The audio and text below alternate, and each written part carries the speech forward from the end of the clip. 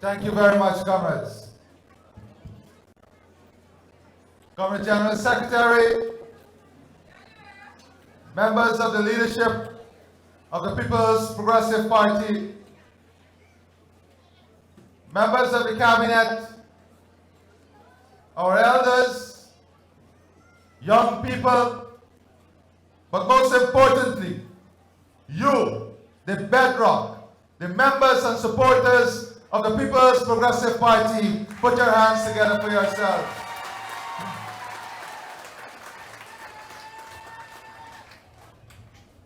Comrade Chetty once said, and I quote, "Racism is the greatest curse of our land. Anyone who spread racial propaganda must be severely dealt with. Such a person is an enemy to himself and his country." And that is a fundamental principle on which the People's Progressive Party stand.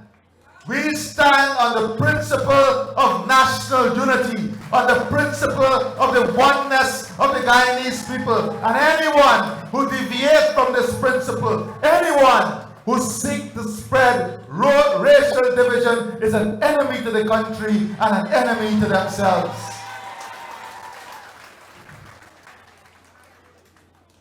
This afternoon, comrades, I would like to speak to you on a matter of the soul.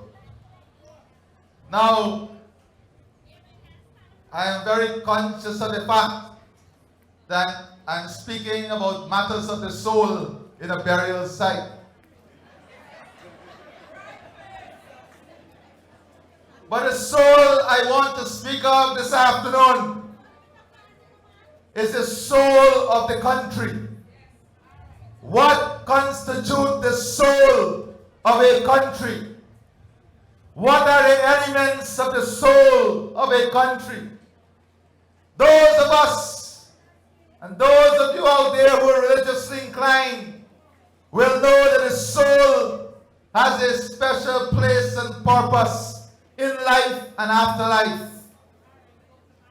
But the soul of the country must also be defined, because it is the soul of the country that will allow us to understand the fundamentals of the country, will allow us to understand what constitutes the value system of the country. And this afternoon, I want us to examine the soul of the country and to make a case that Dr. Chetty Jagan led a group of persons who put together the soul of the country. The soul of the country was crafted fundamentally by Comrade Chetty Jagan. And that is what I want to examine today. Just as each of us have a soul, so also does a free, independent, and democratic country. The soul of the free nation, however, is not a bestowed gift. It is a creation, carefully molded, like clay in the hands of a potter. Yes, the soul of the nation had to be carefully molded. The soul of our nation embodies the very essence of what the nation stands for. Its identity, its values, its aspirations. Much like a newborn infant, the soul of a nation requires nurturing and protection to grow and advance. And if the soul of the nation is its identity, its values, and its aspiration, then you will know by now that the People's Progressive Party Civic has consistently stand on a value system that protects the rights of people, that fight for democracy and freedom, that uphold the oppressed and that lead in the revolution of thinking and advancement of our country. And this is the basis, the fundamentals on which the soul was designed. The soul of this country was designed. And yes, only 4 years ago, we are reminded that the soul of our country, just like a newborn child growing up, the soul can be tested. Only 4 years ago, less than 4 years ago, the evil and dark forces tested the soul of our country once more when they tried to steal the elections once again from the People's Progressive Party. But the soul withstood that test. The soul withstood that test because Dr. Cherry Jagan Party, the People's Progressive Party, has in it the members, and the Ghanaian society has in it citizens who are committed to the fundamental values of the soul of our country, and they never allow the evil and dark forces to tamper with the soul of our country. And that is why, and that is a reminder to us that the soul of our country, though tested, is alive and well. And it is alive and well because the principal foundation on which the soul was developed and derived is alive and well. And that foundation is the People's Progressive Party. We are alive and well. And once the principal foundation on which the soul is derived is alive and well, then our country is in good hands, and our country will be alive and well, because the protectors of the soul, will do everything in their power and capacity for the upholding of the principal value of the soul. So today, we celebrate what embodies us as a nation. We celebrate and acknowledge one of the key architects who crafted the soul of our nation. And we pay homage to Dr. Cherry Jagan, who crafted this, who played an instrumental role in crafting this soul. But my dear friends, let us not forget that when the soul of this nation was crafted, it was first crafted to guide us through anti-colonial struggle, the Political Affairs Committee. So when the soul, you remember, the soul of the nation came after colonial rule. We were not a nation during the colonization. Our soul was still being directed from external hands. So the soul, when Comrade Cherry got together with the Political Affairs Committee, what was the first struggle? The first struggle was to advance Guyana, was to take Guyana out of the hands of colonial rule and to set us on a course of independence and freedom. That was the agenda. And to achieve this agenda, Comrade Cherry realized that we had to bring together all the forces that constitute nationhood, all the forces that represented that at that time, the willpower of the people. Now the people had the willpower, but there were individuals who were positioned to represent the willpower of the people. And the Political Affairs Committee came into existence so that the soul of this country could have been created, and that is what led us onto the journey of independence. My friends, comrades, but after we achieved this independence, what we saw that the soul that was developed to advance the interests of Guyanese that was cemented in freedom and liberty of the Guyanese people was snatched away. It was snatched away by rigged elections. Snatched away by rigged elections. We must never forget this history. But what did Comrade Cherry do? Comrade Cherry did not bend backwards. What Comrade Cherry and the People's Progressive Party did was that they fought back for the soul of Guyana. They fought to retrieve the soul of Guyana. They fought to put back the soul of Guyana on the right track. And in 1992, after 28 years of struggle, the People's Progressive Party Civic won back the soul of Guyana and brought back the freedom, the independence, the decency, the integrity of the people of Guyana. That is the soul. That is the soul that we celebrate today. My friends, this was no easy task. Comrade Cherry had to fight oppression. Yes, he had to fight oppression. And in those 28 years, there were many who were thought to be the intellectual crafters and architects of Guyana.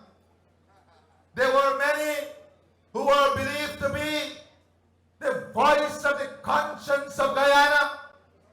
There were many who were led to believe to be better than Comrade Cherry Jagan and the leadership he was providing. But in the end, all of them, history will record all of them as being part of aiding and abetting the rigged system and the freedom that was taken away from the Guyanese people. Examine each one of them. Just like today, there are many who speak from the platform that they are the consciousness of the society, that they constitute the intellectual elements of the society, that they can provide better leadership than the People's Progressive Party. My friends, examine deeper their motive. Examine deeper what their aspirations are. And you would understand that the struggle then, in a principled manner, is the same struggle today. Because there's still forces out there who believe that the People's Progressive Party does not possess the finesse. We don't have the sophistication to be in government or to lead this country. Maybe we don't wear the right type of suit. Maybe we don't speak the right type of English. But what we do is always, every single day, do what is right for the people of this country. That is our fight. Our fight is for the upliftment of the people of this country. Our fight is for the safety, honor, dignity, democracy, freedom of the people of this country. Our fight is to look the children who came up here, look at them in their eyes and say, never again should you have to fight for democracy, fight for the rule of law, and fight to ensure a government that you voted got into office. That fight must be the fight we cement through institutional mechanism, so the soul of this nation, the soul of freedom, the soul of free and fair election, the soul of human dignity must be safeguarded, and that is the fight of every one of us here. And this fight cannot be won by the leadership alone. This fight requires political consciousness. Comrade Cherry said, consciousness of the working class that can lead us to victory. It is only the consciousness of the people of this country that can secure the freedom, the integration, and the unity of this country. You have to decide whether you want to be part of a system where in the PNC, PNU, AFC, their foundational pillar, their foundational and principal pillar, Hamilton Green, who still exists, and let them deny that he is now their foundational pillar, say that the only way for them to remain, to ever get in office and remain in office is through rigged elections, and he called upon them to rig elections to stay in office. Those are the enemy of the soul of our nation, and we must destroy the enemy of our soul of our nation. Destroy them by consciousness, destroy them by truth, destroy them by facts, destroy them with hard work in every community, every street, and every home. That is how we destroy them, with the truth, with facts, and with political consciousness.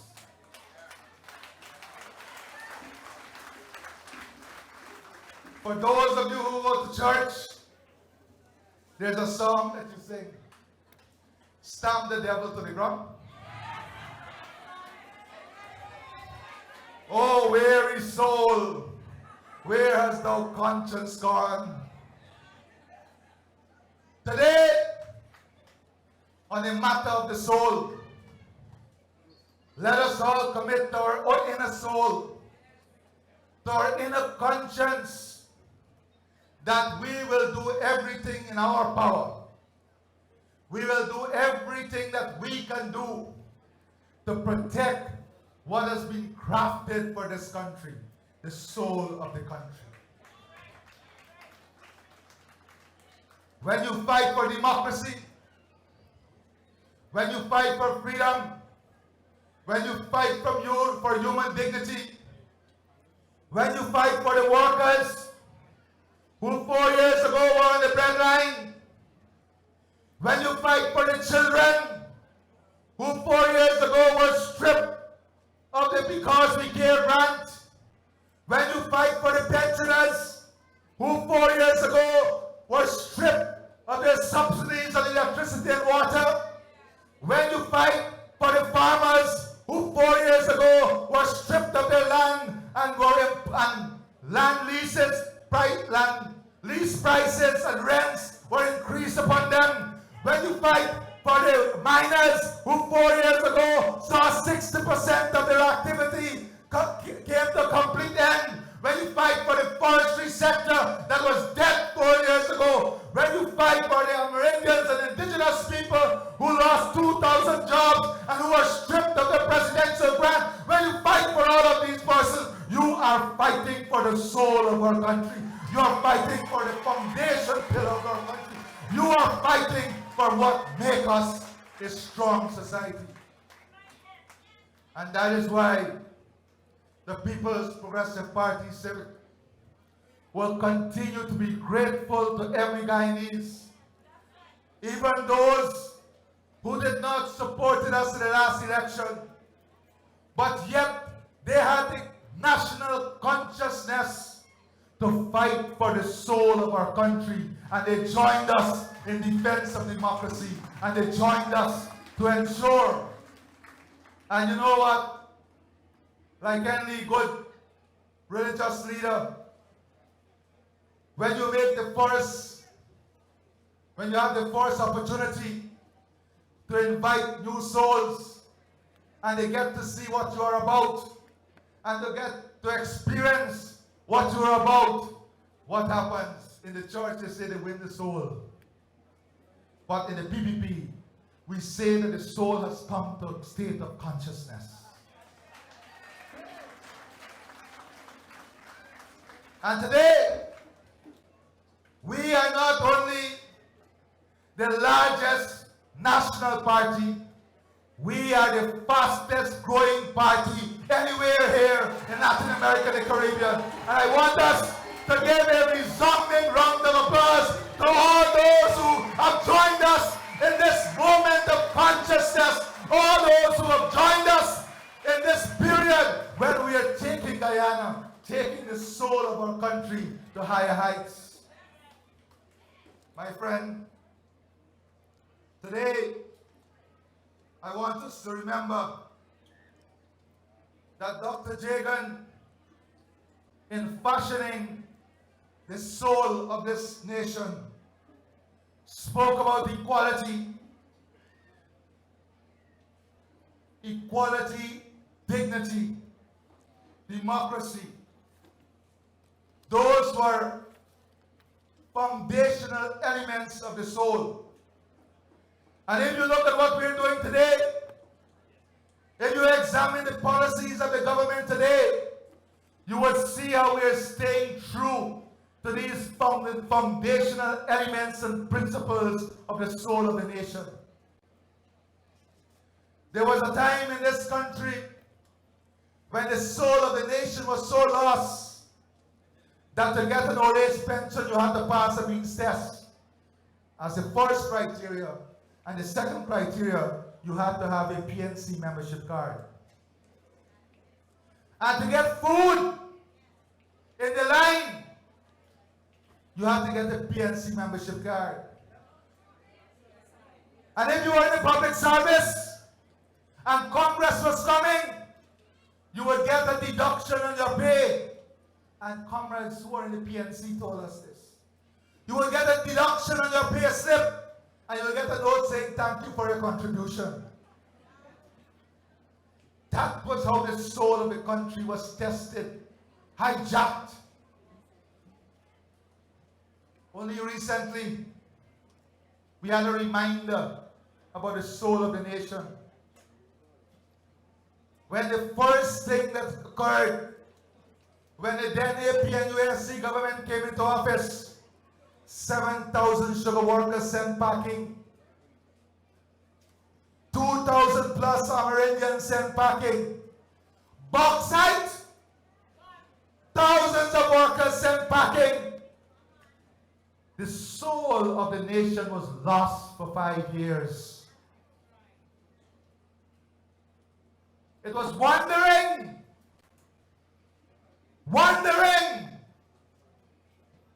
Today, the soul of the nation has been recaptured in its full glory of what it was made for. That we now have a Because We Care grant, and any child from any community benefits equally from that Because We Care grant. Our dialysis program, anyone in Guyana requiring dialysis, you get an annual check. Our new program for cervical cancer, any woman, every single woman in this country is entitled to the voucher to get that check.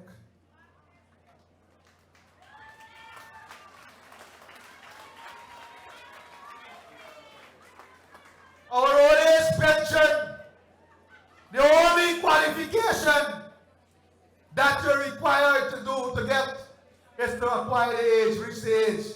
And now so much people reaching the age, them younger ones saying drop the age a little bit now.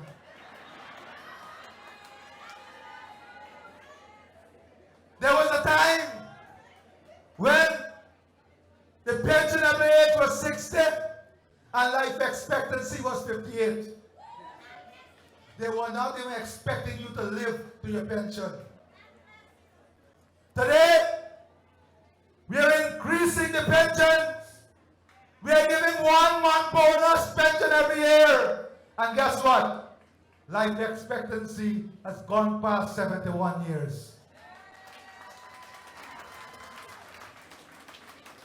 We must never ever believe that these things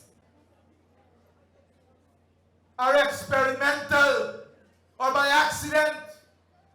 These things are by carefully crafted policies and programs. And that is how we ensure equality. That is how we ensure equity of access. Today, we are working on programs to put more disposable income back in the pockets of people.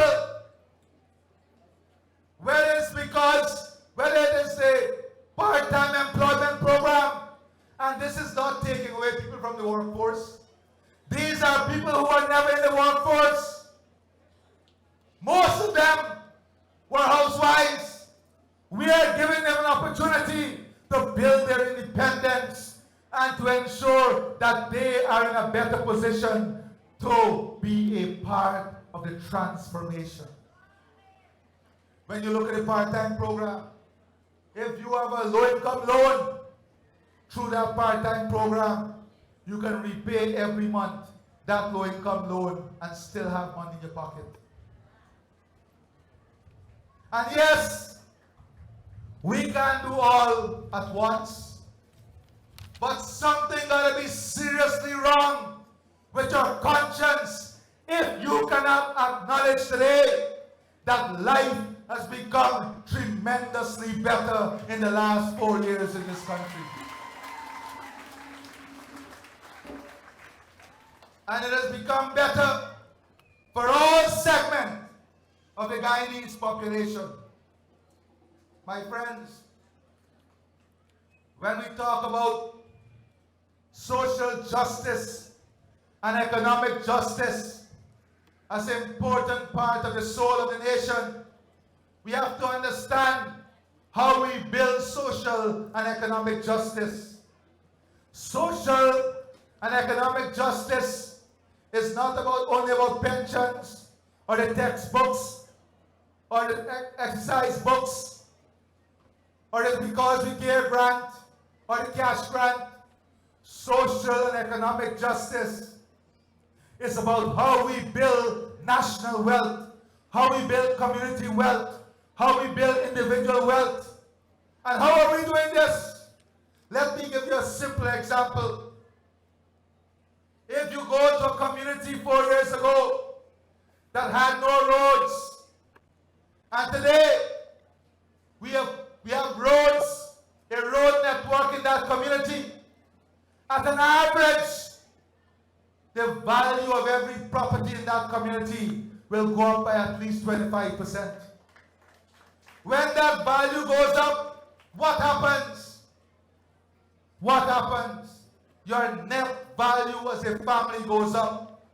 Instead of having a house that 4 years ago was worth $4 million, you now have a house that is worth almost $5.5 million. That is how you build social and economic justice. You invest to transfer value, to create wealth, to transfer wealth. The development we're doing at Palmyra, billions of dollars. What will that do? That will transfer more value to the wealth and assets in this region. New hotels, stadium, private hospitals, the new hospitals we're building in the region. When we build the new canal, the Hope Light Canal, which will start in another 3 months, when we do this, the risk of flooding will reduce by 60% in this region. When the risk of flooding reduces by 60%, the risk for financing your project becomes lower with the bank. And if the risk becomes lower, the access to financing becomes easier. But much more importantly, when the risk to the damage by flooding is reduced, the value of our land increases. So when we build the new road network and the new drainage facility for your lands, we are not only giving you drainage and irrigation for your productive capacity, we are also increasing the value of your land. We are increasing the value of your asset. We are increasing your net worth. And these are important aspects of social and economic justice that we overlook sometimes. When we build new hospitals, when we give your children new schools in this region,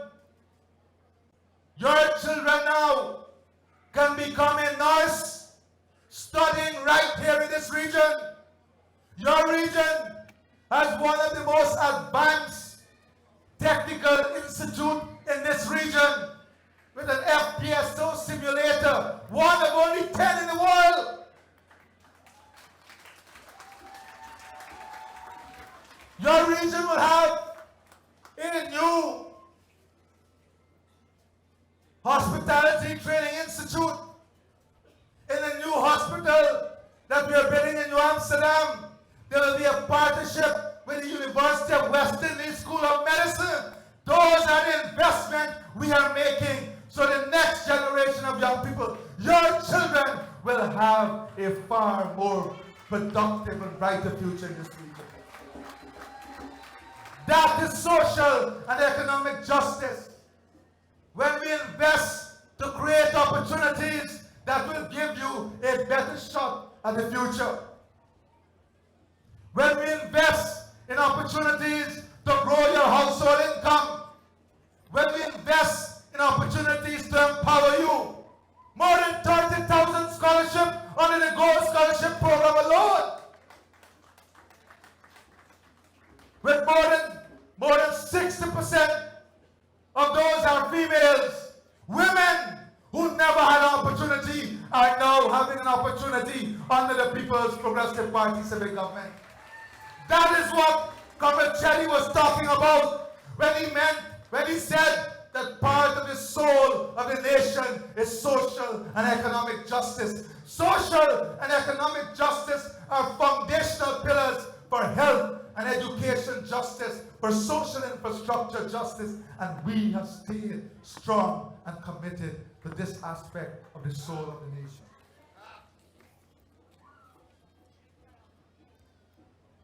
My friends, when you speak about democracy, I just want to take a quiet moment and look at all those who are talking now.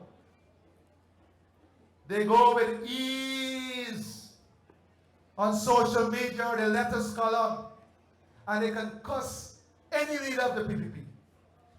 They can tell us what they want, and they can say what they want. Not so long ago, 4 years ago, for 5 years, these very people were afraid to say,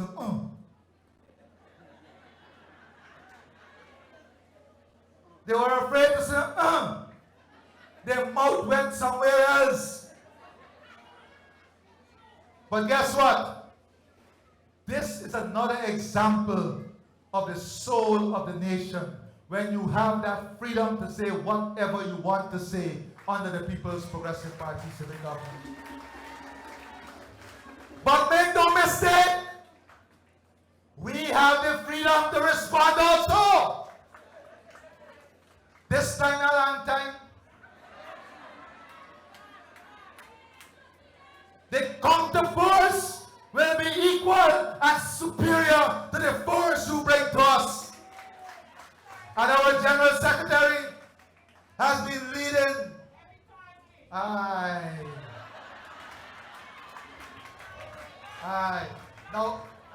Nowadays, I went to a community and they say we can't wait for Lucky Thursday. So I said, why you call it Lucky Thursday? They said, who ain't get last lucky?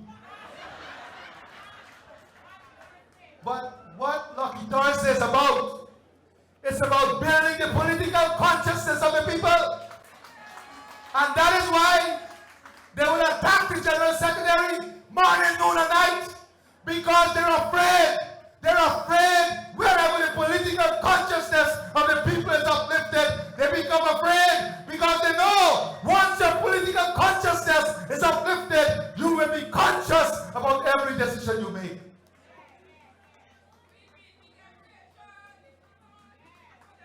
So they will call you all kinds of names. Bad. I want to know how you know he's strong.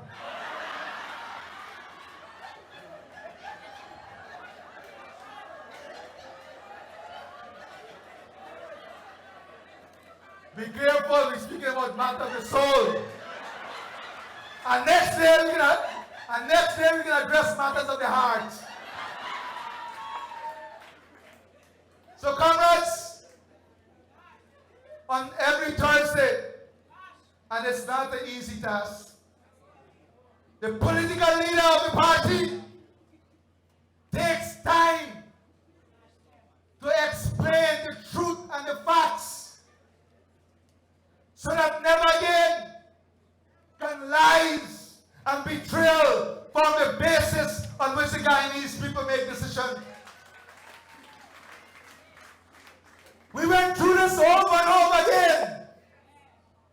When we were in government, we built the Marriott.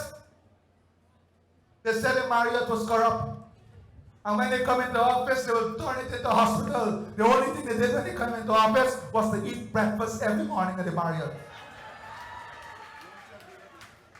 And Sira say he know they eat lunch and dinner too. He got a bill. Comrades, what are they doing again today? Every single, look at it. Today, if it wasn't for these people, we would have already cut the price of electricity by half with our Miles Falls Hydro project. You check it. How many years since then? 2017, that's 7 years. If you pay like bill, 10,000 per month, 60,000 per year, 7 years. So you know what? If your light bill was at a minimum of $10,000 per month, they took away from you, because they killed that project, almost $500,000.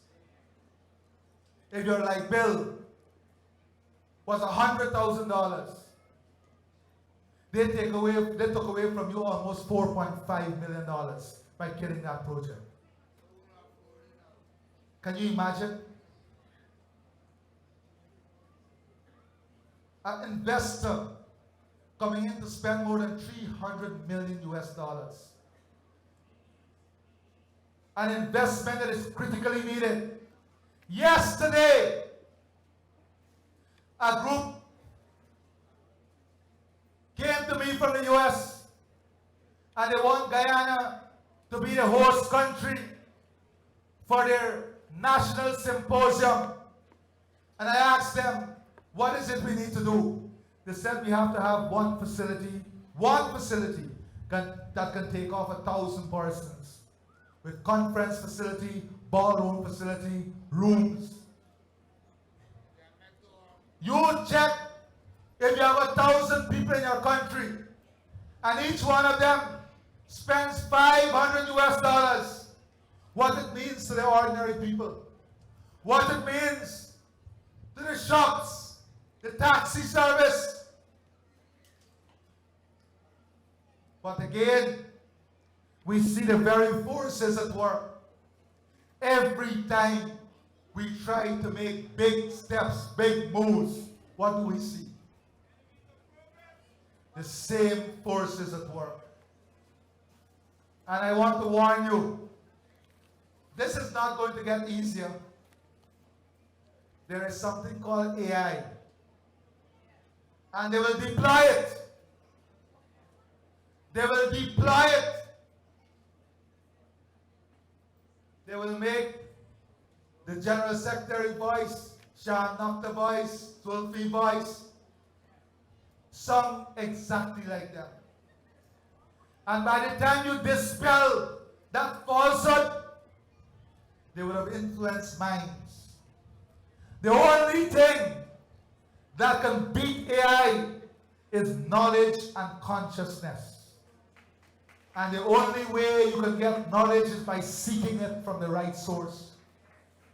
That is why all of you, all of our activists, you now have to empower yourselves with the truth.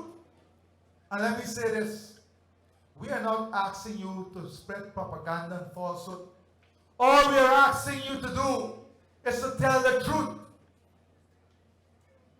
You know, they will write whole day about 4 pump stations not completed 3 years.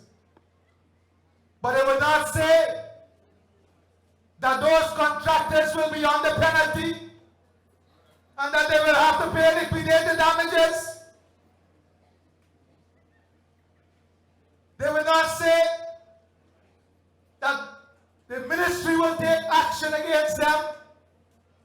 They will want to make it look to suit their objective that this is a corrupt act. No one who break the law or who do not fulfill their contractual obligation to this country will be allowed to do so. We have made it very clear to all the PSs all the ministers, that the law must take precedent, and wherever liquidated damages must be charged, it will be charged. We don't hide from the facts. Yes, there are delays on some of the contracts, not because of the government. You examine the supply chain crisis. 2 years of COVID. 2 years of COVID. All of this people forget, you know. You forget that in 4 years, this government that has delivered so much to you, in 4 years, we have to overcome COVID for 2 years. We have to overcome 3 major floods. We have to overcome some of our worst national disasters. We have to overcome the worst food crisis in the world. We have to overcome one of the worst droughts. And 5 months of hardship. We forget this too. I say today, in closing,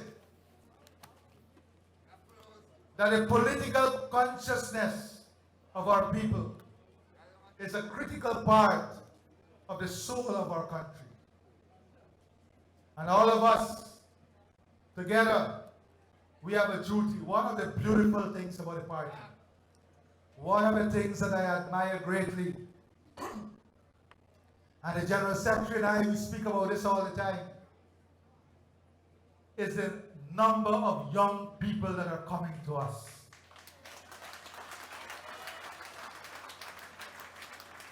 And they're coming to us because they see hope.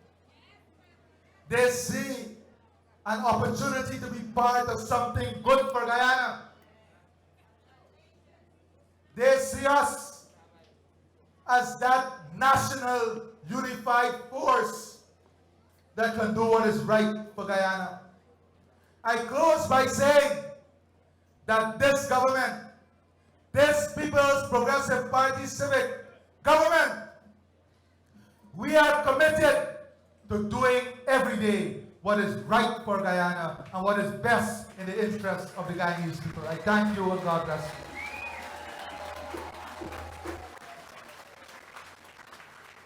Some of the contracts, not because of the government. You examine the supply chain crisis. 2 years of COVID. 2 years of COVID. All of this people forget, you know. You forget that in 4 years, this government that has delivered so much to you, in 4 years, we have to overcome COVID for 2 years. We have to overcome 3 major floods. We have to overcome some of our worst national disasters. We have to overcome the worst food crisis in the world. We have to overcome one of the worst droughts. And 5 months of hardship. We forget this too. I say today, in closing, that the political consciousness of our people is a critical part of the soul of our country. And all of us, together, we have a duty. One of the beautiful things about the party, one of the things that I admire greatly, and the General Secretary and I, we speak about this all the time, is the number of young people that are coming to us.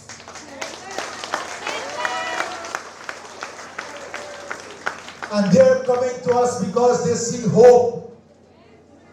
They see an opportunity to be part of something good for Guyana. Congratulations. They see us as that national unified force that can do what is right for Guyana. I close by saying that this government, this People's Progressive Party civic government, we are committed to doing every day what is right for Guyana and what is best in the interest of the Guyanese people. I thank you and God bless you.